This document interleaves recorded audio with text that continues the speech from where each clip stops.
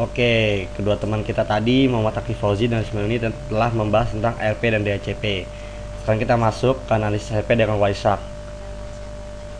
Nah, saat kita masuk Wireshark, kita harus masuk ke terminal dulu nih. Jangan melalui aplikasinya di Ubuntu. Jadi lebih gampang kita tuh pakai kalau di Ubuntu tuh masuk ke terminal, terus ketik sudo spasi su, masukin password kalian saat install Linux pertama kali, lalu ketik Wireshark, maka akan muncul tampilan seperti ini. Nah, ini kita ketik di filteran nih ARP. Nah, karena saya sudah mengcapture, saya save file, klik file, open capture, langsung kita capture, akan muncul semua TCP IP, ARP, DHCP. Nah, di filter berfungsinya untuk menyaring kita mau melihat apa. Misalnya kita ingin melihat protokol ARP, DHCP. Nah, di sini bagian saya ARP dan DHCP. Jadi saya ketik filter ARP, akan muncul nomornya sekian, time-nya sekian, source-nya sekian, destination-nya apa, protokolnya apa, length-nya apa, dan infonya apa.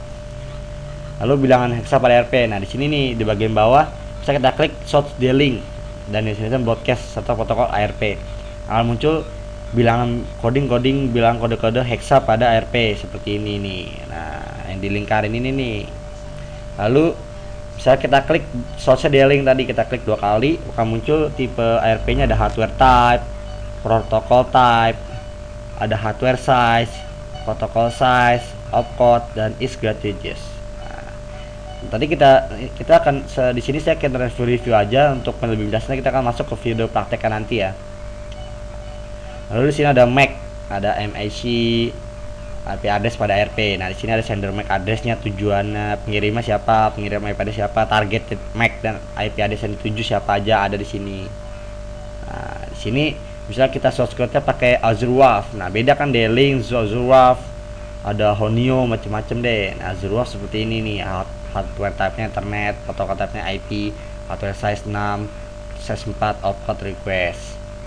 Nah, kalau sini ada lagi nih intercore namanya source-nya. Nanti kita akan bahas lebih lanjut pada prakteknya. Seperti ini intercore nih. Lalu ada Honhai, ada lagi Honhai, source-nya Honhai. Ini IP Honhai pada Wireshark seperti ini tampilannya. Berbeda loh tiap hardware type-nya, protokol type masing-masing pada source-nya. Sini ada Syscalli dan broadcast. Nah, sekian beda-beda tuh biasanya source-nya D-Link dan Cisco. Sini source-nya Syscalli dan broadcast-nya Honhai. Berarti sumbernya tuh Syscalli dan tujuan kita menyiapkan IP address dan target mekanisme ada di Honhai. Nah, ini ada gratuitous RP pada Wireshark. Nah, berbeda kan the infonya. Yang lainnya who has MAC address berapa, misalnya 443.11.20.7. Ini ada gratuitous RP-nya untuk 443.11.20.7. Ini tandanya request si destination misalnya kita untuk menyiarkan ke misalnya ke Konio. Nah, bisa ke D-Link deh, destination D-Link. Jadi kita dengan gratis IP itu dia request minta dari Honhai itu dikirimkan satu IP address, info IP address berupa jaringan-jaringan, dibutuhkan MAC address dan IP address untuk itu. Nah, ini nih tampilan DHCP pada Wireshark.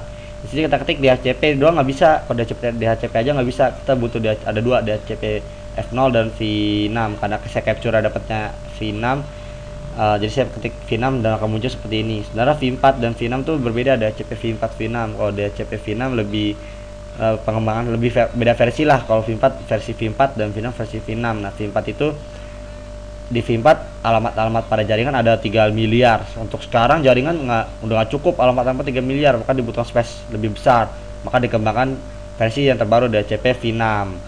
Nah, sini ya dia DHCP ada message start dan transaction. Nah, di sini nih di DHCP V6. Lalu ada elapsed time DHCP V6. Seperti ada option, length, value, elapsed time. Lalu ada namanya client identifier. Ini ada option, length, value, dia type, hardware, time, dan link layer address. Ini semua nih di client identifier. Nah, ini nih untuk mengidentifikasi klien tipenya seperti apa nih, makanya optionnya apa, makanya lengthnya apa, value-nya apa. Di sini ada identify association. Nah, kita ini identify association itu untuk mengasosiasi suatu identitas pada alamat non temporary. Saya ada option. Ada ini kan misalnya kita untuk mengidentifikasi association dari address si Hanoi. Di sini muncul bakal option length, value-nya, ID T1 dan T2 nya. Nah, ada juga fully qualified domain name. Nah, di sini nih bakal dibahas tentang domain-domain yang dipakai saat terjadi suatu alur jaringan. Sini ada vendor class, ada option, length, value, enterprise ID, dan vendor class data. Nah, terakhir ada option request. Nah, option request. Jadi kan tadi kan ada gratis IP request. Nah, semua request dari klien, dari server ke klien, dari source ke destination-nya, semua request for option code kan muncul di sini semua nih. Nah, selesai sampai di sini aja sih.